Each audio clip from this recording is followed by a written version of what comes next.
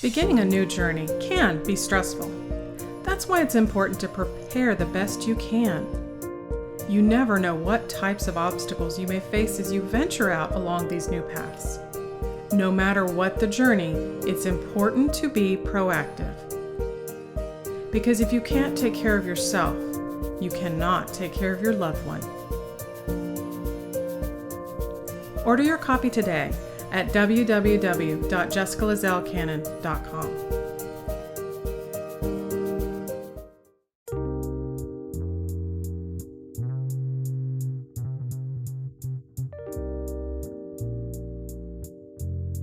Hello, and welcome to the Proactive Caregiving Podcast. As a CPA with over 20 years as an industry accountant, Jessica stepped away from the corporate world to become a full-time caregiver for her mother. Having learned invaluable lessons along the way, she is now here to share those with you and to invite you to join her on this caregiver's journey. Here is your host, Jessica Cannon.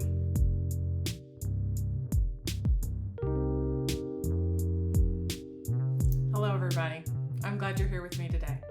I am the Proactive Caregiver, and I specialize in educating others on how to be proactive by empowering you, the caregiver.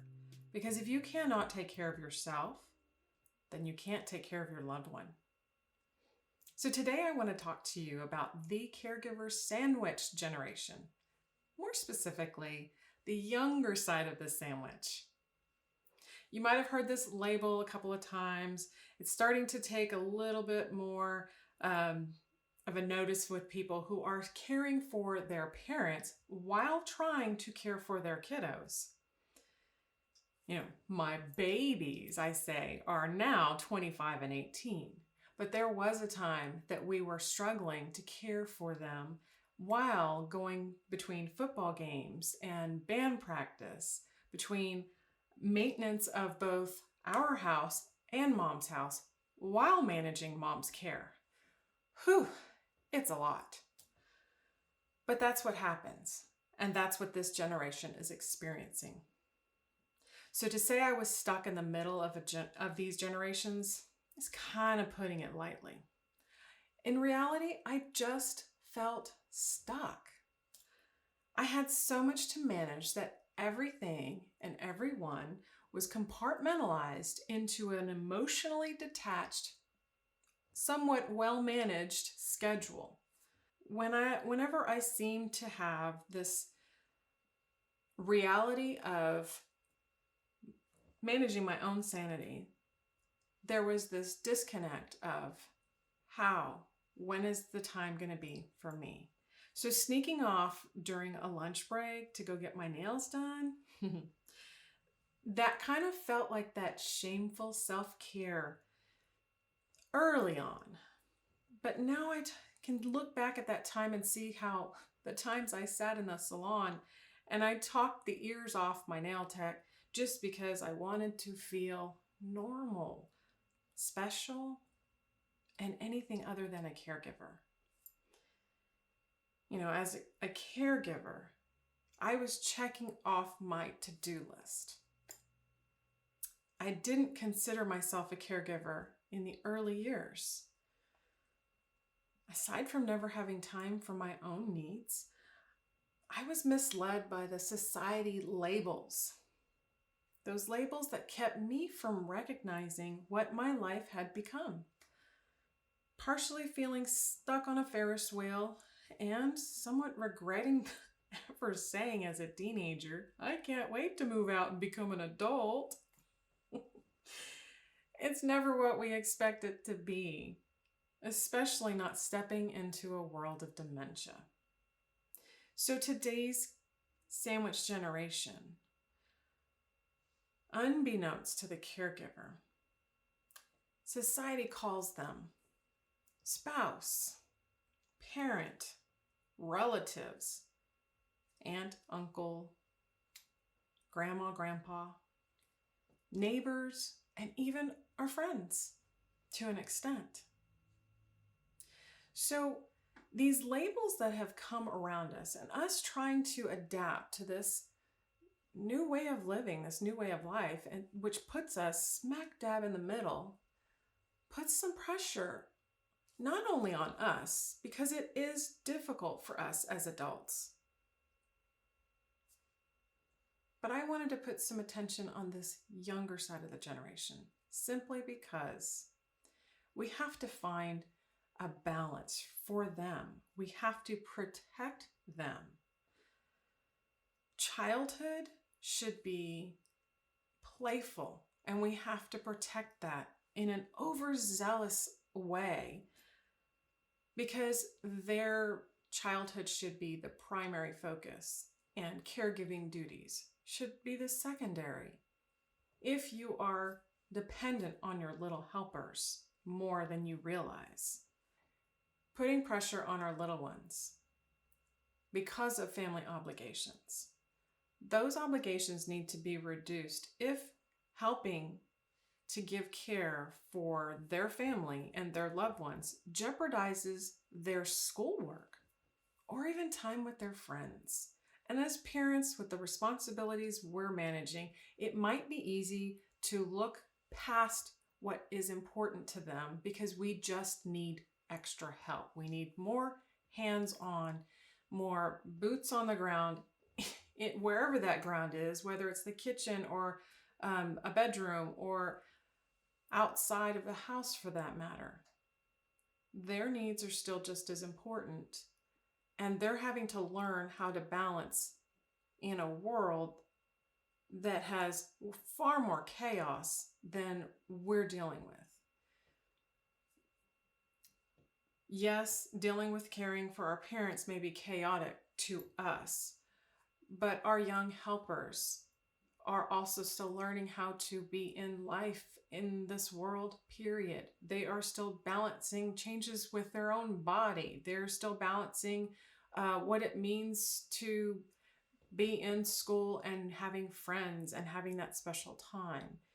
So when we ask for help, and it really should be an ask instead of a tell, but when we ask for help from our little caregivers, we need to make sure that that ask is somewhat consistent, that we're not asking for favors. Do me a favor. Can you go and give grandpa his medicine?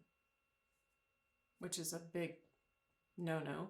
But asking for those favors when you are at the point of the highest level of stress, maybe for your day or that time of the week, or maybe you are just yourself emotionally exhausted and can't or don't want to do one more thing, and you finally ask them to help. If that kind of request isn't consistent, then you're going to probably get a little bit of pushback.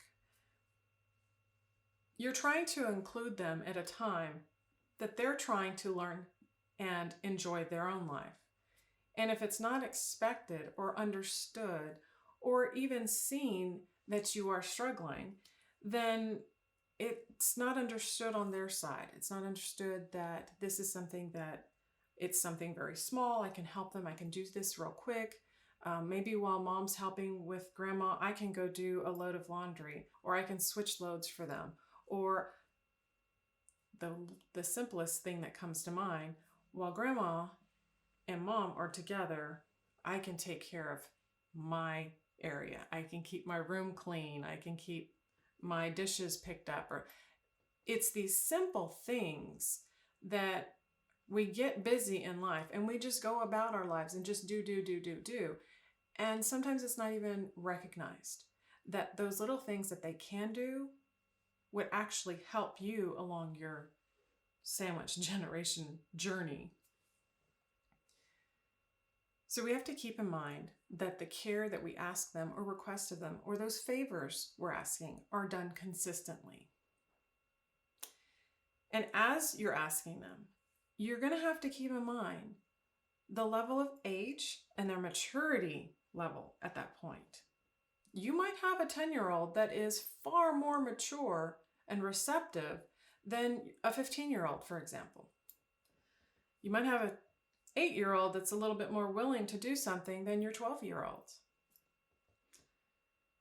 And if your teenager is at a driving age and they're able to go, and your request is for them to do a couple more favors for you that might include going to the grocery store, picking up medications for the family or other loved ones. It becomes yet another level of a request that takes them away from their lives. And if this isn't done on a consistent time frame, then it's not something that they understand as being a very big, helpful favor to you. They may see it as it's being an intrusion into their own life, for example. It's taking them away from their friends, their events that they have planned and excited for. And I know there is that little person that's still within each of us that says it's not fair. What about me? That's what your teenager is saying. They have the little person. They are the little person within the little person. So you might be able to get your ages 7 to 12-year-old to help you a little bit easier and more frequently than you could a teenager. Because we all know teenagers are going to be moody and teenagers are going through changes that we may be able to remember because we went through them too, but the time frame that they're going through it is different from the time frame that when we were going through it. So they are dealing with some different things than what we were accustomed to dealing with as teenagers. We've got to keep these little details because these are the moments that you ask your teenager to help you. And if they're resisting, there's a reason for the resistance. But it also gives you an opportunity to open communication with your younger helper. It gives you an opportunity to teach them and show them what compassion looks like, what it feels like. Because compassion is a learned skill. Just like we are still learning as adults how to be caregivers, because this journey changes so many times along the way, and we have to continue to learn what to do, how to do, when to do. That pressure you feel is sometimes 10 times stronger to our younger helpers.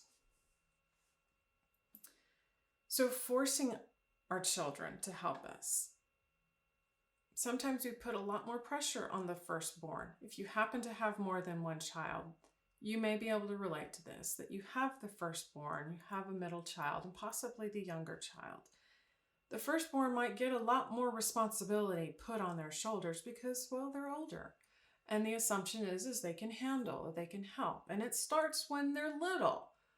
As their little siblings come along, it's help mommy. Mommy's little helper. Bring me the diaper. Bring me your brother's bottle. Bring me your sister's ointment or something that it's a little bit of a help to you. And so that little bit of consistency, and they're excited because they've got this new sibling. But as they get older, those little things that you're asking for help, they stop happening as often. And we start doing more for them as opposed to asking for them to help us along the way. And so as they get older, that firstborn that has more responsibility, that doesn't get to do as much as maybe the baby because, well, they've become mommy's helper or daddy's helper for that matter. That's where the opportunity is created for that lifelong level of resentment, jealousy, and even hatred towards either their siblings or other family members that they're having to help with. So that's why when we ask for those favors and we try and get them to engage, and we're hoping that they're coming from a level of, I love grandma, I love grandpa, I want to do this. But let's be fair. There are times you don't even want to do it. So passing it off to the child to do it for you, stop and think, is that really fair? If they're resisting, you kind of get where that's coming from because you got a little bit of resentment in yourself. So we want to make sure that when we're asking them for help and we're encouraging them in a positive way, that we're employing the carrots and not the sticks. And what I mean by this is when we're asking our children to help, even if it's for a sibling that has special needs, when we're asking them to help, we want them to be willing to provide the help in return. We want them to be able to provide this care without giving them the guilt. And when they do provide the care, we have to keep in mind that what is provided is what they are willing and able to give. It may not meet our expectations. It may not fulfill our needs, but it's what they are willing and able to give. And we can't lose sight of that. Because again, put yourself back in their shoes. Well, I can put myself in those shoes. I've been in that position where I am in the hospital with mom for an outpatient procedure, and I've had a nurse or a doctor give me their opinion of some level of care was lacking, or it wasn't to an expectation that they had. And that stings, and that hurts, especially when you're not fully capable or you don't have a skill set that's assumed you would have at this point. So if our children respond with a no, you know the whole phrase, no means no. Well, in this case, a parent's not going to accept no as easily. Let's just be clear. What do you mean no? I don't know if you've ever heard this one, because I did. I brought you into this world. I can take you out. Yeah. Your overprivileged child, do you not understand how much you get? Those are the guilting. Those are the phrases that would give that guilt. When they're saying no, your child might actually be saying no because it's really, I'm scared. Or there may be an emotional issue that's there that you're not even aware of, because all you're focused on is getting them to help you and not observing or aware of their reaction, their emotions. There might be a lack of confidence. There might be a moment where they're needing a little bit more information. Information being, they want to understand the illness. They want to understand what's going on. Yeah, they might have heard some conversation. You and your spouse may have been talking about grandma and grandpa's condition. Or if you're trying to shield them from that and they really aren't aware of what's going on, then by asking them to do something and not being aware of the situation, there might be a little bit of fear of the illness that's involved. There might be some fear that maybe it's something I might catch. Maybe I might get sick like them too if I'm around them too close. That's not the case, especially when we're dealing with our loved ones who are living with dementia. You don't just catch dementia, but an impression is made on the children that it is uncomfortable. It is something that they're not fully aware of at that age. And so there may even be conversation of death and dying. And if your kids aren't growing up with pets, that they have been able to, at the very least, experience a pet passing away and that feeling of what it means, then trying to understand what it means that their loving grandparents or their aunt or uncle that they're being asked to help care for, what does that mean if they pass away? That resistance of care may be trying to emotionally avoid that heaviness that we feel, that overwhelm, and that they're pulling away from it.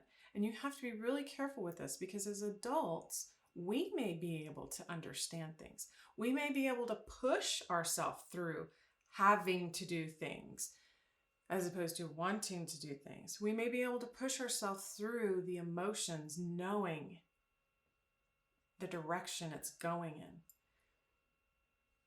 But our teenagers, and sometimes even our little ones, because we don't give them as much credit as sometimes they deserve, but our teenagers may not react the way we expect because they may go to that level of depression far quicker than we ever assumed or thought they would.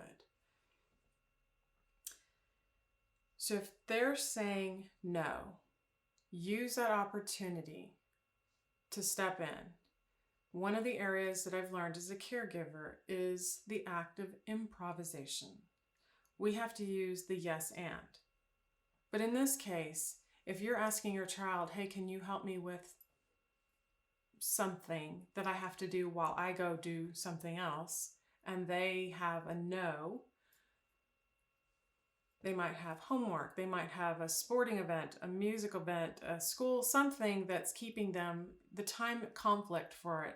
But there might also be a, do I have to? Use that as an opportunity to say, I understand you don't want to, but I need a little bit more understanding. Can you please explain to me why you don't want to? That might put them on the defense because it may be a reason that's embarrassing. Admitting, again, as an adult, admitting to something we don't know doesn't come as easily sometimes. Maybe as we get older, more mature, it's easier to say, what do you mean by that? I don't understand that. But sometimes as a child, especially the teenagers, the junior high kids, the high school kids, you don't know something and they're teased, they're ridiculed, they're berated because they're stupid, they don't know any different, they don't know any better. And it may be a little bit more difficult for them to tell you. But if you don't have an open level of communication with your child, your teenager, you get what I mean. They're all our babies, no matter how old they get. Then that's a perfect opportunity to open that level of communication. If you're in a rush, then maybe it's not the best time to drop something on them and ask them at that point in time. Maybe you can take a little bit more time next time to say, this is what's going on. This is what's happening with grandma or grandpa or aunt or uncle or your sibling. And this is what I need help with you. Can you help me with this? Because if you can, it would be great. You would be helping for whatever reason. And give them a little bit more of the picture of the puzzle that's here. So that maybe the next time they say no, you can ask if it's something that they just aren't aware of, something that they're afraid to do, something that they're not really grasping, afraid of that whole death and dying situation, and they're really trying hard to stay away from it. And if they are, you've got to find a level of acceptance with that. You've got to find a point in time of how to communicate with them, whether it's you personally, or maybe it's an outside counseling situation for your child, so they find someone that they can talk to and they feel that they have been seen and heard and understood. And I'm not just being made to do something that I don't feel comfortable with. Because that resentment that happens as a child is the resentment that will go with them. It creates a situation that anywhere they go in life, no matter who they meet in their professional life and their personal life, that level of resentment becomes a mental block for them, and it almost stunts some valuable growth on their part. So as you're going through this time with them and trying to help create your little caregiver, keep in mind also that the best time is your time. So if you aren't asking your little caregiver to help you because you're trying to shield them from the burden, which I've done myself, and you reach those moments of frustration because you're doing everything by yourself, you're doing all the care, and you're balancing the household, and you're balancing their crazy school schedules and homework and events, and it's just chaotic.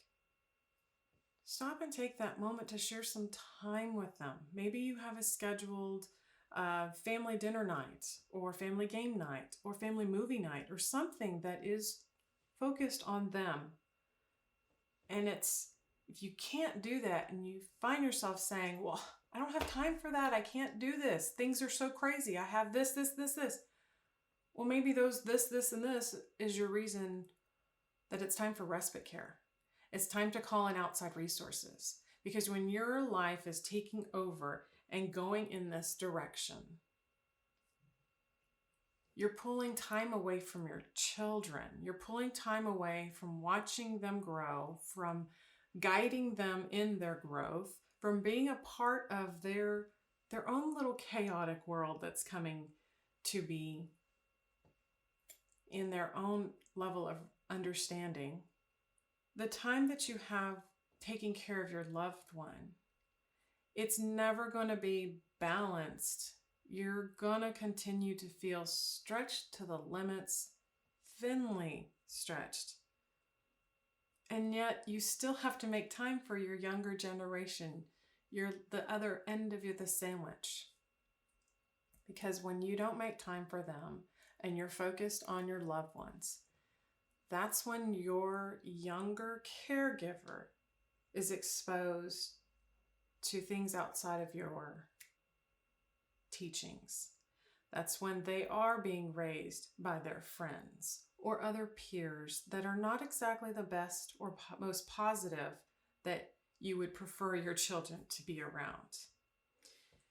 You're not aware of the changes. You're not aware of the potential depression that they might be experiencing, because even if they are able to understand the illness or the changes that their family members going through, they might still be missing you because you're spending so much time with the family members.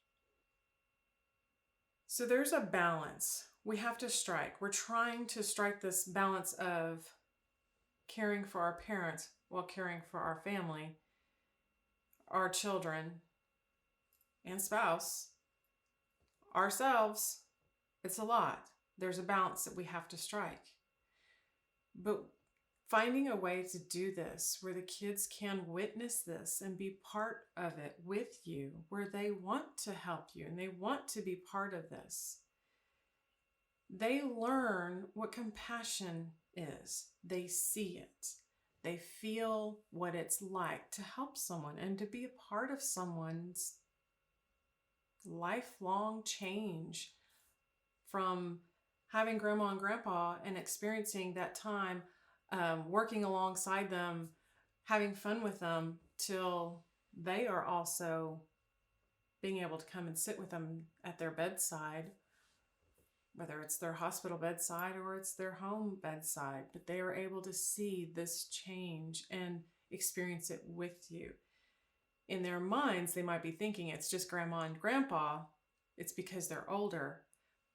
They're not realizing at some point that's going to be mom and dad. These are really big opportunities for us in this sandwich generation to help mold our generation that's coming after us. Because one of the unique, out of all this negativity and all of this pressure that feels like in dealing with in the sandwich generation, one of the most unique parts of this is that we are young. I am still young, even though sometimes my body says I feel old after all the days and pushing through to get everything on that caregiver checklist done. But we are still young, so we do have the energy, and hopefully we have the health that keeps us going so that we can continue to care for our parents and our kiddos at the same time. Because when it comes down to it, we are raising our future caregivers.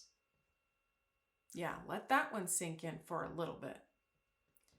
Let that flash of the last argument that they slammed a door in your face and said no to How did you respond to that? And any other issue that might be there. Because life happens in all these interesting ways when you least expect them to. And it creates these lessons for all of us to learn from. And how we react to them is how life will go from there. It's either going to be a smoother journey from here on out, or maybe not so much of a bumpy road, or maybe it's going to feel like the world's falling in and crumbling in around us because we can't keep up with the demands and changes that are happening all at the same time. But keeping in mind, the sandwich gives you more opportunity than you realize. Because while you are there for your parents, or your spouse, or a family member, or a friend, your children get the opportunity to witness that and learn from you and learn compassion. Because someday you're going to want them to be there with you, for you. And wonder, are they doing this out of obligation, or are they doing this out of love? This is difficult enough. It is easier to raise our children than it is to raise our parents, or I say raise, but accompany them on their journey home. It is very difficult, and we can't always shield our children from that, experiencing that, and having that emotional overwhelm. But there are a few things that we can keep in mind, and there are a few things that we can do that help our little ones feel like they're part of this. They are part of the family. They are contributing to the care of their grandparents or any other family member or sibling. We can make sure that the lessons that are learned are communicated very well so that we learn the lesson and we are able to move forward. Instead of being presented with this issue over and over and over again, which adds more and more stress to everyone involved. And as they learn and grow and they become more of your helper and they're able to do more, praise them. Praise them for their help. Thank them. But do not give that praise in such a way that they've learned only to do something to get the reward. Again, there's a delicate balance. We don't ever want to use the care of our loved ones because we're sandwiched and because we're stressed and we are at the point that it's cheaper to make the kids help than it is to get outside help. You find yourself, as I did, in that delicate space that I can either have my children help and put them in the same spot of a burden, because it is my burden. Doesn't mean, misery loves company. Doesn't mean I need to force or enforce this burden on them as well. We want to make sure that the care comes at a request, not something that's given as a punishment. If there's bad grades, if there's bad behavior, or as a dangled carrot that earns them privileges, because you will eventually send mixed messages to your other side of the sandwich. And the last thing you want to do is send the wrong message, helping for the wrong reasons, and then hoping when your time comes that they come through for you. It is a difficult choice to make when you invite your children into the care. But if you're not doing it consistently from the time they're little to the time they are grown adults, then there is emotions that we all have to go through to make sure everybody stays on the same page, which is the hardest thing to do. Staying on the same page is keeping the communication open.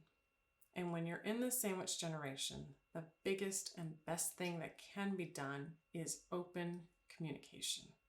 If you can do that, then you can keep things flowing in as positive and in a healthy manner as possible. I don't want to scare you, but the last thought I want you to focus on, the sandwich generation, is you are raising your future caregiver. I hope this gave you a little bit more food for thought. Thanks for tuning in with us. Until next time, be proactive. Take care. Thank you for joining us today. We really hope you've enjoyed this episode. To learn more about proactive caregiving and to hear other episodes of this podcast, please visit www.jessicalazelcannon.com. This podcast is produced by Cannon Light Media, LLC, www.cannonlightmedia.com. Music provided by Chris Paradise.